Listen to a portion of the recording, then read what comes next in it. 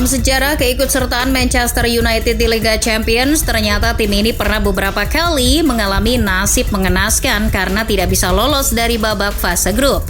Termasuk di zaman tersukses kala dibesut Sir Alex Ferguson sekalipun. Lantas kapan dan seperti apa kisahnya?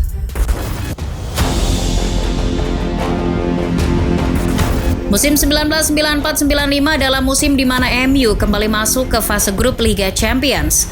Pasalnya, di musim sebelumnya MU absen di fase grup Liga Champions karena harus tumbang terlebih dahulu di fase second round melawan Galatasaray.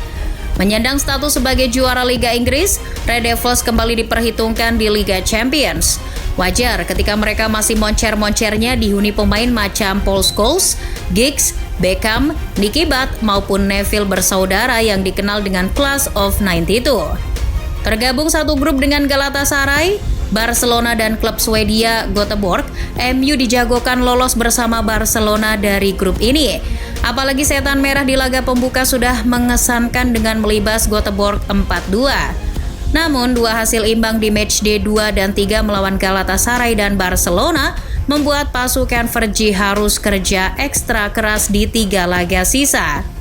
Tren penurunan performa MU berlanjut di matchday 4 ketika bertandang ke Barcelona. Terlebih mereka juga kehilangan kiper utamanya Peter Schmeichel karena cedera. Benar saja, pasukan Fergie takluk 4-0 atas pasukan Johan Cruyff. Kekalahan tersebut tampaknya memukul mental skuad MU. Terbukti di matchday 5 ketika melawan Göteborg lagi mereka takluk 3-1.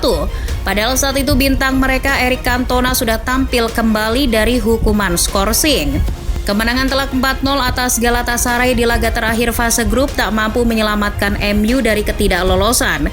Karena di tempat lain, Barcelona bisa menahan imbang Göteborg. Meski memiliki poin sama, MU harus rela finish di peringkat 3 grup A karena kalah selisih gol dari Barcelona.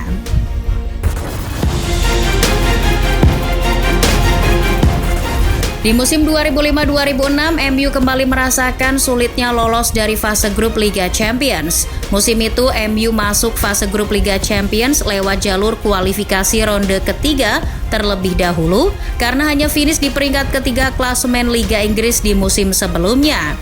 Di babak tersebut, Setan Merah mampu mengalahkan klub Hungaria Debrecen. MU musim itu masuk di grup D bersama Villarreal, Lille, dan Benfica. Melihat komposisi kekuatan pasukan Fergie saat itu yang diisi pemain bintang macam CR7, Wayne Rooney, Giggs, Scholes maupun Van Nistelrooy, MU sangat diunggulkan untuk melaju ke babak berikutnya. Namun ternyata kenyataannya berbeda. Justru MU tertatih menjalani laga demi laga, termasuk di laga pembuka ketika tertahan 0-0 atas Villarreal. Ketika itu Wayne Rooney terkena kartu merah.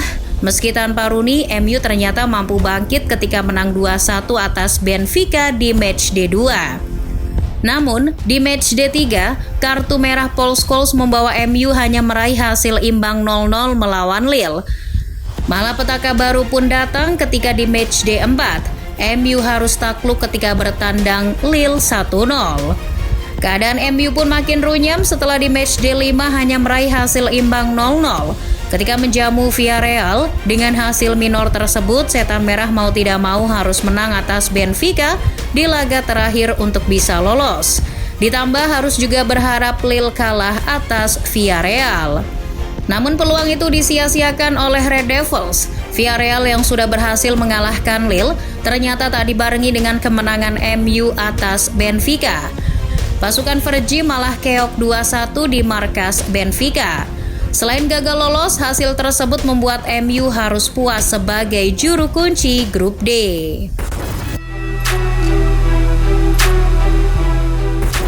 Musim 2011-2012 adalah kali ketiga MU di bawah Sir Alex Ferguson tak bisa lolos dari fase grup Liga Champions. Berstatus sebagai juara bertahan Liga Inggris dan finalis Liga Champions, pasukan Fergie dijadikan unggulan juara musim itu.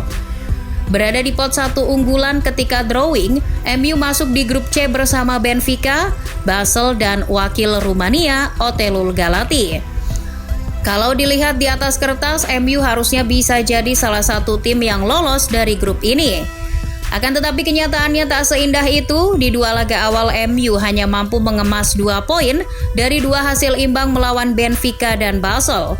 Tapi MU kemudian bangkit ketika melawan klub yang jadi bulan-bulanan di grup ini, Otelul Galati.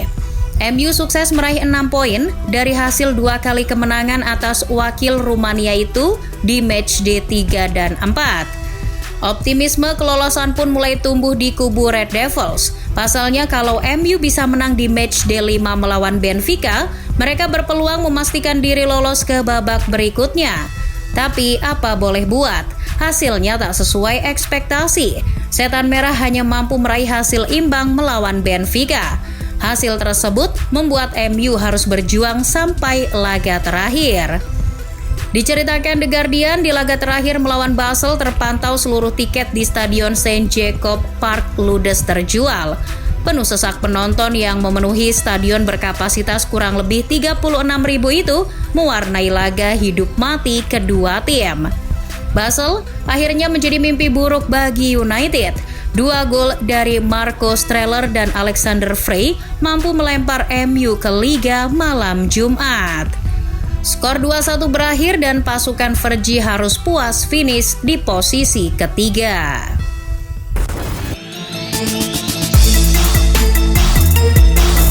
Era pasca Fergie, MU juga pernah sekali mengalami nasib serupa ketika tak lolos dari fase grup Liga Champions. Tepatnya pada musim 2015-2016 di bawah besutan menir Belanda Louis van Gaal. Red Devils ketika itu masuk fase grup lewat jalur play-off setelah mengalahkan klub Brugge. Pasalnya MU hanya finish di posisi 4 Liga Inggris di musim sebelumnya. Setelah lolos dari babak play-off, MU tergabung di grup B bersama PSV Eindhoven, CSKA Moskow, dan Wolfsburg. Di atas kertas, MU juga saat itu diunggulkan untuk lolos dari grup ini.